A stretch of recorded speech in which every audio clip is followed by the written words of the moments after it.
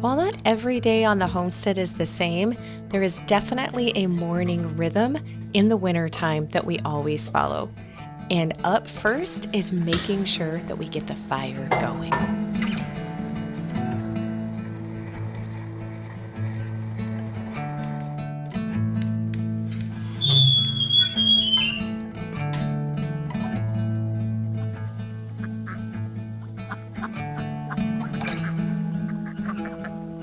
Come on out. Good morning, duckies.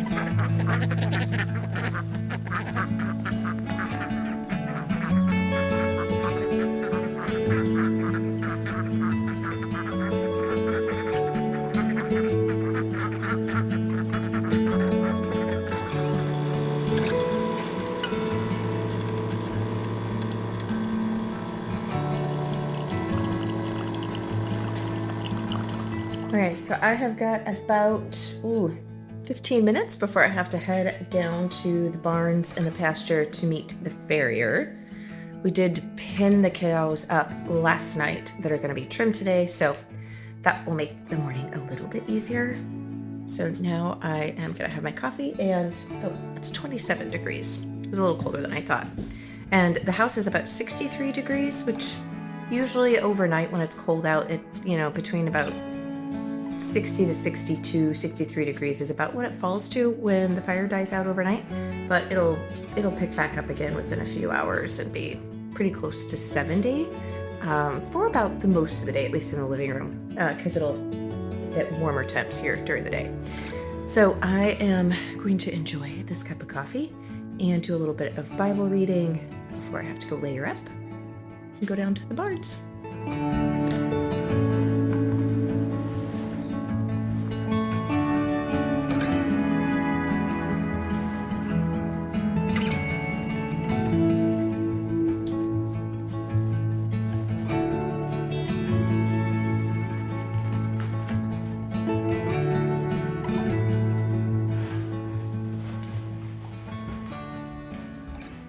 Okay, time to brave the cold temps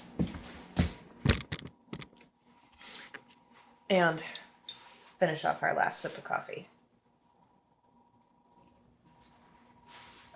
Maybe two. Whew, okay.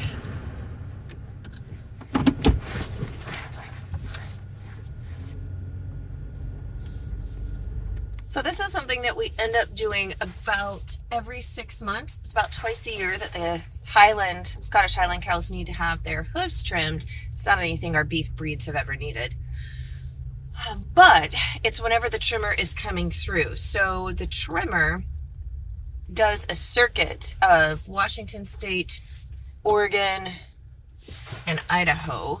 And so they come through, so you have to hit them on their circuit and wherever they have their time. So my husband is at his day job right now because this is midweek, and he leaves pretty early in the morning, way before dark.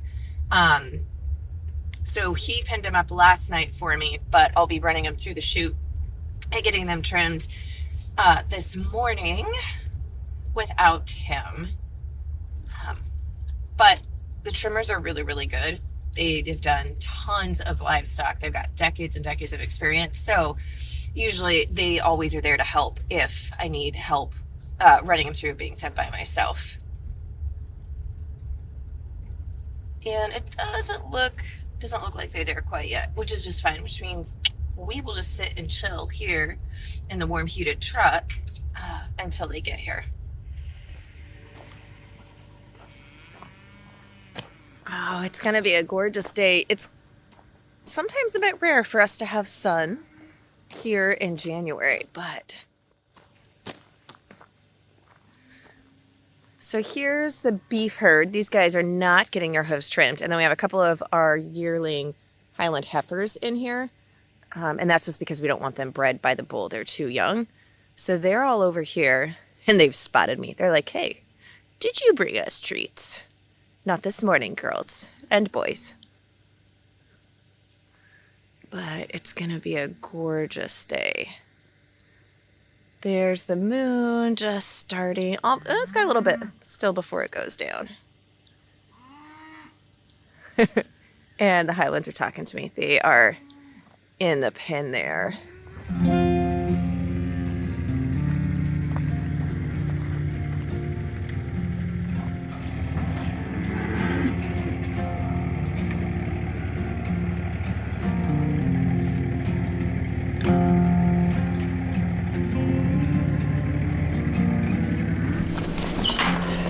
Whatever part you want to do, and I'll get it. Come on, good. Good. Go, Mama. There you go. Good girl. Good girl, Clara. There is something about the presence of cows that brings me such peace and joy. Whenever I have to travel, if it's flying or just going to the city, and even if I'm in another state when I am traveling, as soon as I see cows in a pasture, my body immediately relaxes. I don't know if it's something about our primitiveness that recognizes that cattle bring food and are a sign of civilization, that there's something like deep down in our soul. But the cows of all of our livestock probably bring me the most joy, though they definitely can also create a lot of work, especially if they decide to get out. Really, cows are just like 2-year-olds, but they're in much, much bigger bodies. They are extremely curious. They will follow you around the field, and if you do anything in the field, they want to see what it is. They will come and be nosy and poke around it. But just like 2-year-olds, they bring so much joy as well.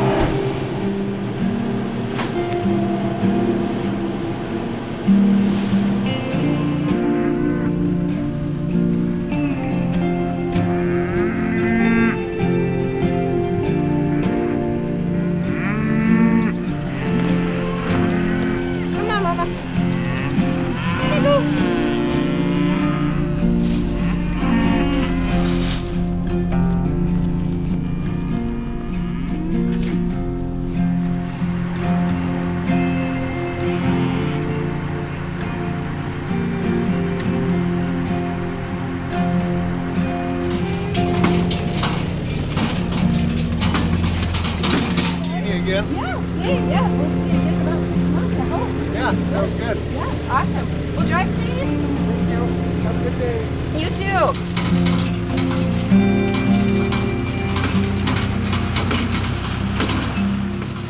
Okay. All right, well, the trimmers just left and we've got everybody fed. When my husband gets home tonight, he will actually drop some big round bales for both of the herds. We have them separated right now. You probably saw where we ran the Highlands back over into this field. One, because we keep the bull with the Highlands, and we've got our yearling heifers over with the Angus on this side, which we don't want him breeding yet. They're too young, especially the Highland heifers. So we've got them separated out. So the Highland herd is smaller.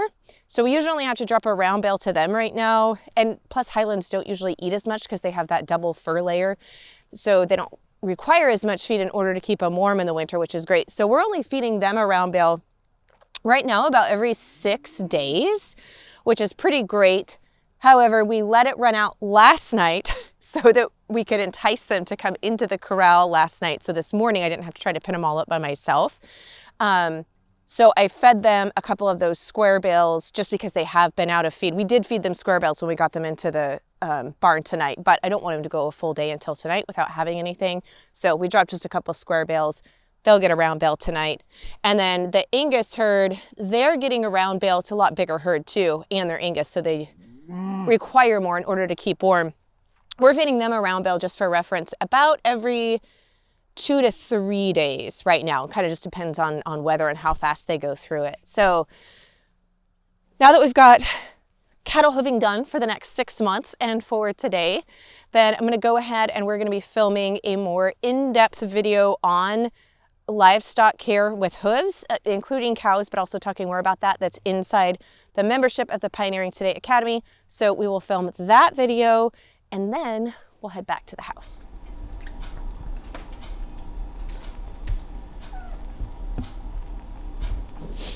Okay, I probably should have actually put one more piece of firewood in here before I left, but I got lots of coals, so we're good.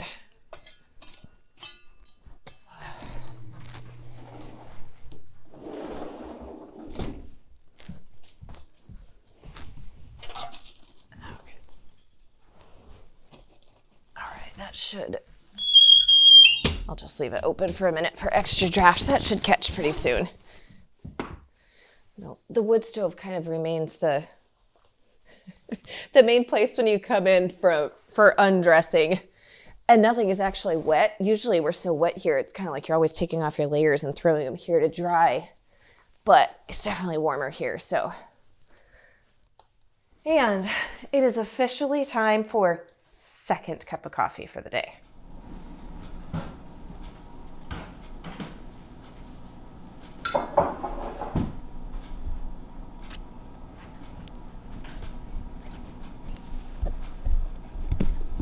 So we are done with our second cup of coffee. So now I'm gonna get started our sourdough biscuits that are gonna be part of dinner tonight.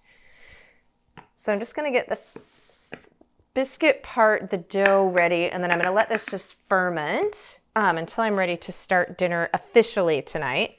So this is the biscuit recipe that I do have up on my website. And also, I forgot to tell you guys. So I don't know if I have officially announced it. I know I have within the Pioneering Today Academy. So my PTA members, you're familiar with this, but my book Handmade is having a reissue this coming May. So it is available to pre-order on Amazon right now. And we're gonna have some really fun pre-order bonuses as well on my website. But I just got, as a surprise, it came in the mail. I just got the advanced copy, my author copy. So I'm so excited. So those of you may be familiar with the original, which is this one. And you can tell I use my own book a lot. It's very well used. The cover, in fact, is starting to come apart. So I'm super excited. We've added a whole bunch more recipes in this one, and it has color photographs. So I'm so excited. I can't wait. However, on page 16 is the flaky buttermilk biscuit recipe. It's also on my website. We'll make sure and link to it for you. However, I'm actually going to make this as a sourdough version. So if you are in my sourdough mastery course, then you know I share how you can reverse any regular recipe to a sourdough recipe. And so it's simply however much starter you're using. I'm going to use a cup of sourdough discard. It does not need to be active for biscuits because biscuits don't typically have yeast in them anyways. So it's not our leavening agent. I'm just doing it for the culturing aspects.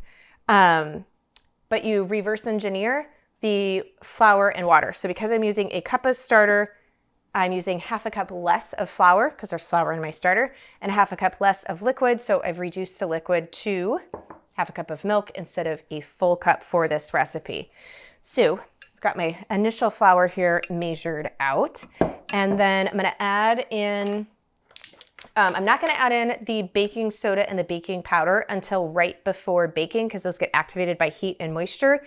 And I don't want that to happen while it's culturing. So I'm going to go ahead and add in my salt, which is a half a teaspoon. And then we'll add in our other liquids and our butter, but I'm going to cut the butter into the dry first, and then we'll add our wets.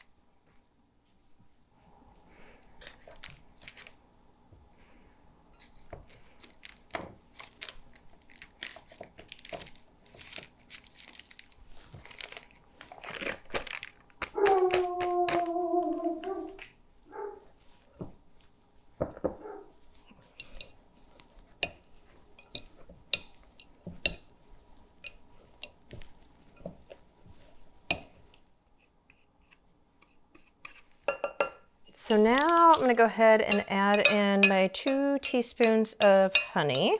So when you've got your dry ingredients, an easy way to measure out your honey is to just take, I need 2 teaspoons. So I'm just gonna make a full indent in the flour with the teaspoon. And then I just fill that in the flour, which is flour and some cut in butter and salt in this instance, with the honey. So I'm just gonna fill that well for teaspoon 1 and teaspoon 2. There we go. Okay. So now I'm gonna go ahead and add in my 1 cup of sourdough starter or sourdough discard.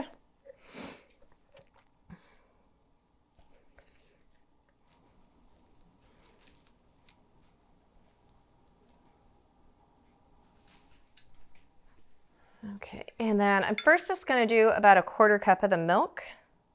And then if I need the rest, I'll add it.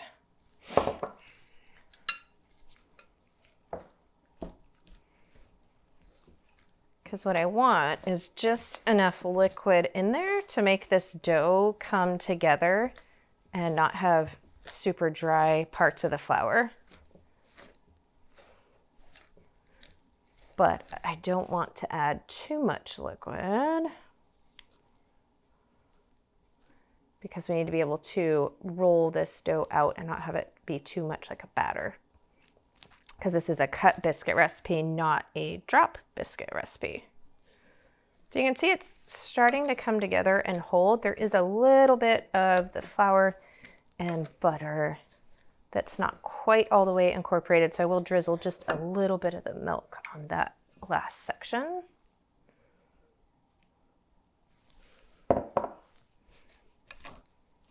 There we go. So now I don't really have any dry parts. It's all incorporated as a dough ball. So get this off of my Danish dough whisk. So just to allow the sourdough starter to actually culture the additional flour that we added into this, I'm gonna let this set at room temperature until I'm ready to start dinner. So this will probably sit at room temperature for about 5 hours or so. So I'm just gonna cover this with a cloth, and then about 30 minutes before I plan on rolling out the biscuits, I'll pop it in the fridge just to allow that butter to get cold, so that as I roll it out and cut out my biscuits, I've got cold pieces of butter that help still create that delightful flaky texture. So get that covered and set aside. Okay, all right. So we're gonna let that sit, and then I'm gonna wash my hands, and then we're gonna head out to chickens and garden.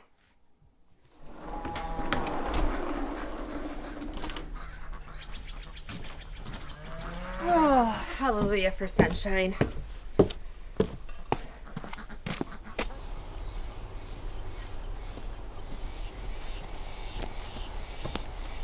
So we leave our potatoes in the ground, and I've got videos on that you can watch. It works really well for us. Today, we were frozen this morning, but now we're obviously above freezing. This is still a little bit in the shade line, so I have this covered with this because when the potatoes were growing, the ducks, who normally don't really bother the garden very much, they kept getting into the potatoes, and they were trying to lay in it, but they would break off the top of the vine, which then meant that the roots couldn't grow anymore if they broke off too much of the top part of the potato. So we ended up having to cover it with this netting, and actually just never got it off, which was fine. So here I just use it like I can see these vines, and so I can follow those back, and I know like, okay, that's where I should have potatoes underneath the mulch.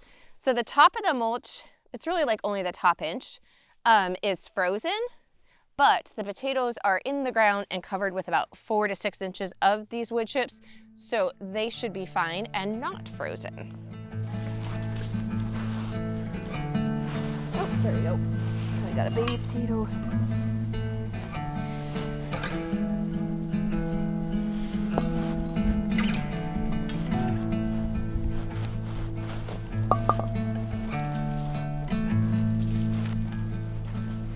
There we go.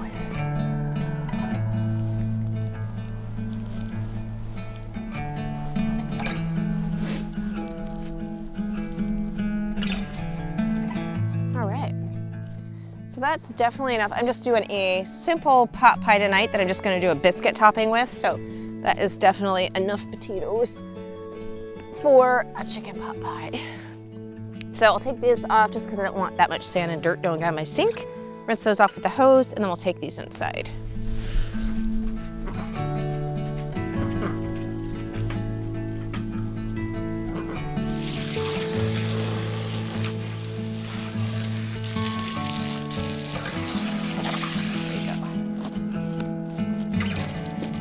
So I'll just set these.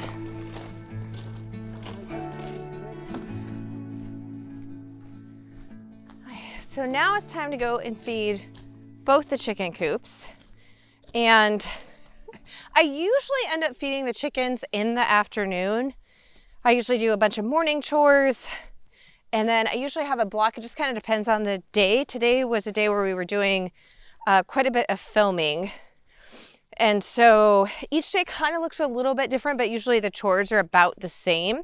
So some days I'll have where I'm doing like podcast interviews or doing a lot of writing or that type of thing during the week. And then I always break in the afternoon to go out and kind of do last round. So it's feeding the chickens, checking their water, and then bringing up a couple extra loads of firewood. And then I feed the ducks right at dusk because I use the food to get them back into their pen. Ducks aren't like chickens, so they don't come back to roost. But just because of predator pressure, I have to pin them up at night. So I usually wait and feed them right at dusk time to get them back into the coop. But this also is kind of nice because when I am doing like computer work or more stuff like that, then it kind of breaks up where I get to be outside and moving a little bit more. So the chickens I usually feed every day. Sometimes if I know it's going to be a really busy day or we're doing something else, then I'll just make sure that I fed their feeders extra and they have extra water. So sometimes I feed them every other day, but I do like to try to come out at least once a day for just eyes on the coop. Sometimes I'll come out and find where I know that the coyotes have been out, because this is electric netting. I just turned it off. It's on solar, but I'll find where the fence will be laying over, and it's because the coyotes were trying to push on it and they got shocked. So I haven't ever had them get through it, but you can definitely tell where they're testing it, so they don't have to come back up, set it upright. Because if the whole net is laying on the ground and it's still on, it just really drains the battery because it's this, much larger section that's hitting the ground. But I don't have any of that today on either coop. Hello, ladies. Yeah. Oh, you got a little bit, huh? You got a little bit left. Yeah. There you go. Let's see, and I forgot to bring my basket to check to collect the eggs, so that's okay. I'll either grab them later today or I might just wait and grab them tomorrow. We actually have tonight on Wednesday night, we just started a cowboy church right next door. And so I'll be getting stuff ready and prepped for church tonight. I probably won't have time to deal with the eggs, and this time of year they just get muddy and icky. So I normally don't wash them in the summertime. This time of year I generally have to wash the eggs, so I'm not bringing them in the house because I'm not gonna have time to wash them. I'll just grab them tomorrow. Do you need topped off? You guys usually have more food left. Yeah, you had some in there. There you go.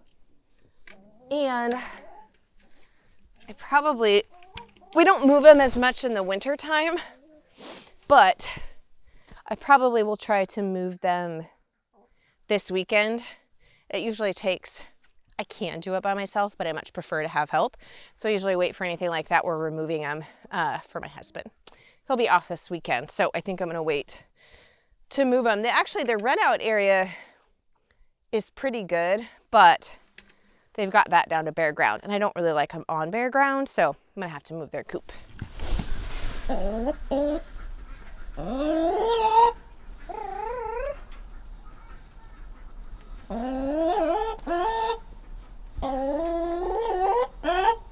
Oh, hello, ladies.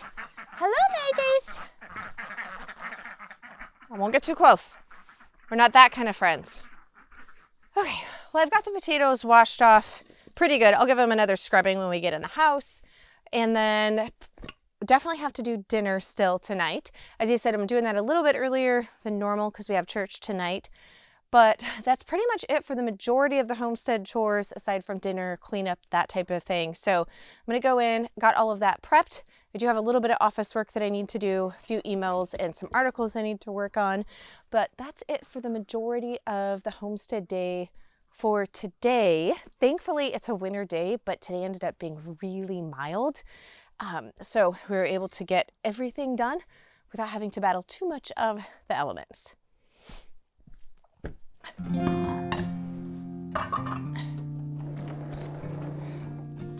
Yeah. Just kidding. We still have to get firewood for tonight.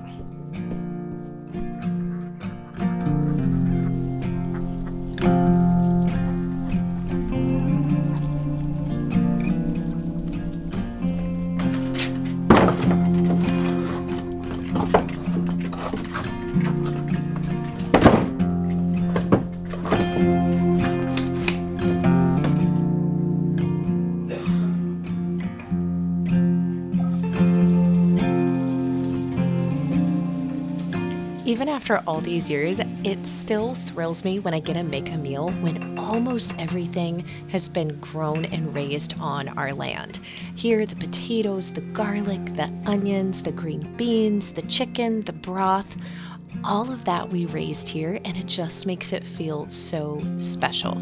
I also like to make my pot pies quite often with doing a biscuit topping. I love biscuits, and I actually find on busy days that prepping the biscuit dough is faster than having to do a top and bottom crust. So a lot of times I will make our casseroles with biscuits, and my kids really like a biscuit topping over a traditional like pie crust type topping. I also love getting to make this in cast iron because I can do the filling and everything right on the stovetop in one large skillet, and then I can put the biscuits right on top, pop it in the oven, and I only have one pan getting dirty for the entire meal.